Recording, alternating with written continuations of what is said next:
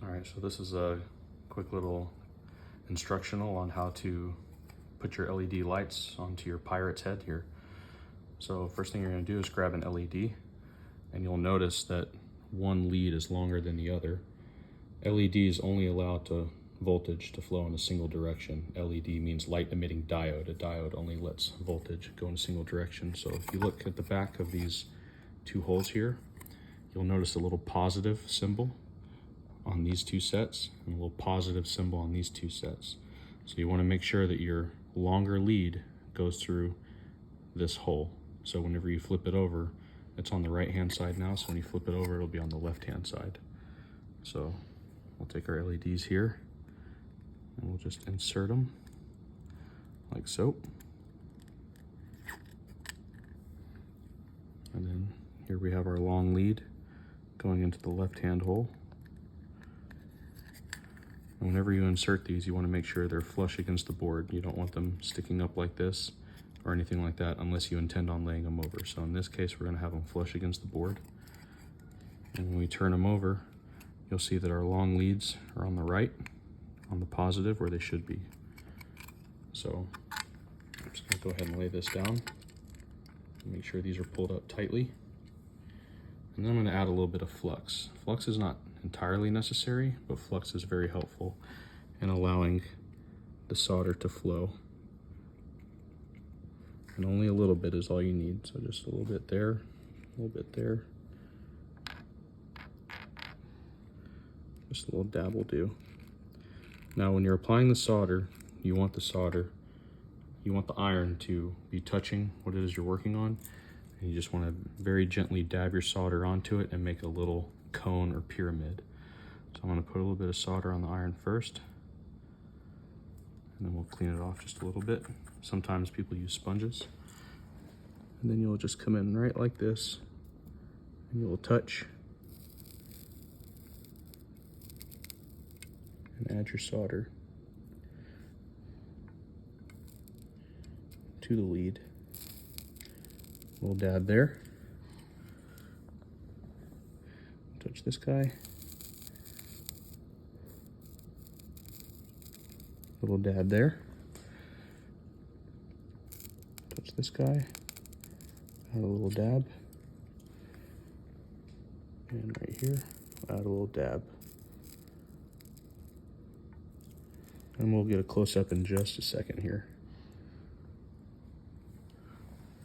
All right, so make sure your iron's clean. Put it back in a safe place where it won't get burned. And now if you look real closely, you'll see that the solder is not touching from one side to the other, and it has a nice little cone shape. And then we'll go back at the end and trim it with these. So I'm just gonna look at them myself just to be sure, because it's hard to see off camera. Okay, they look good to me. All right, so positive and negative is important when it comes to LEDs. If they're regular lights, that doesn't matter. So this is your battery tray, and the battery tray can also be installed in either orientation.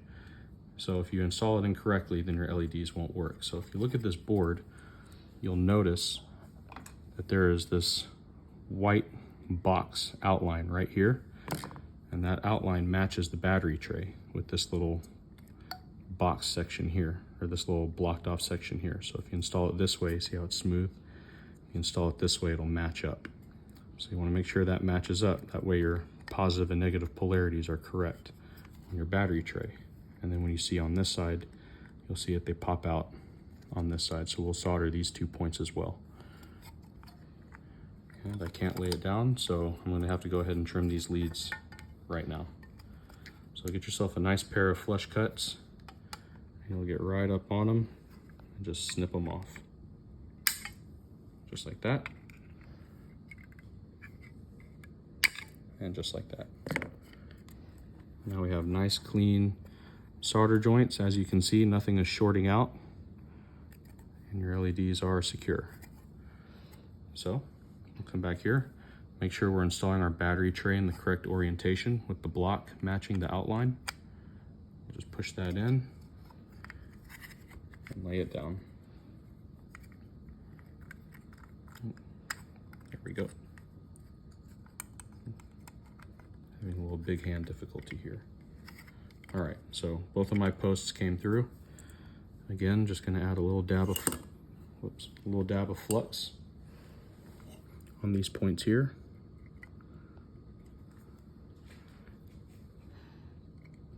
A little bit of flux there, a little bit of flux there.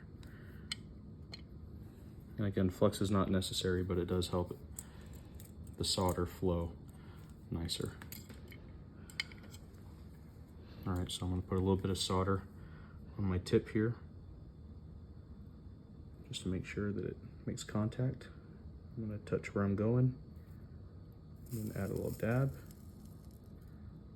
right there. Add a little dab right here.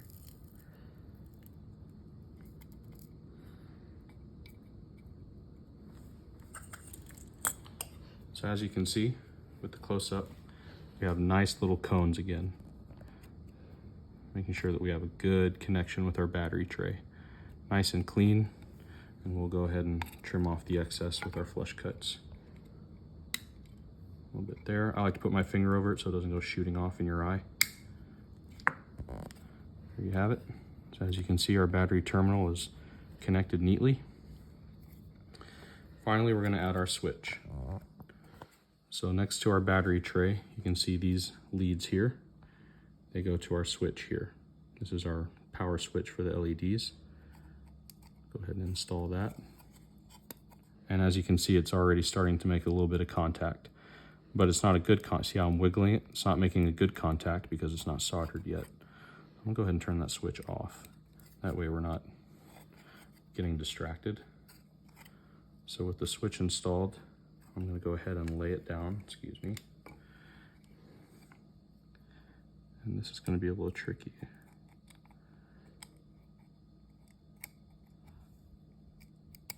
Install our switch.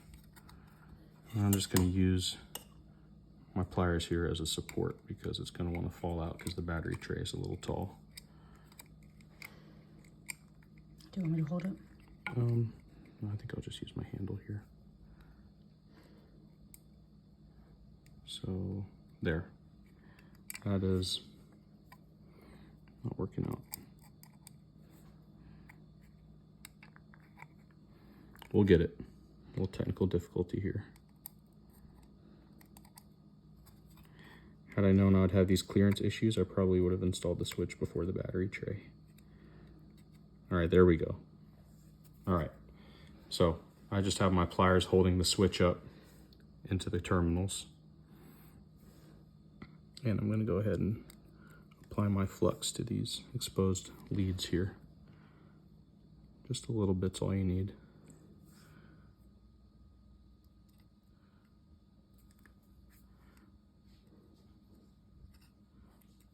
Okay.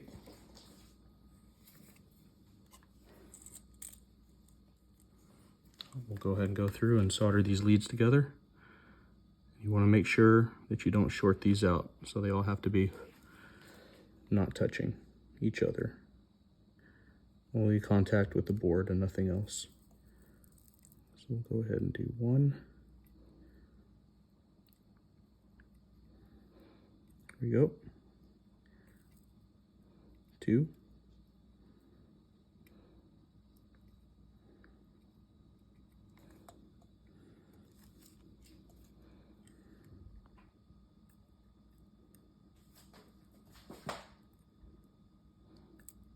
Three.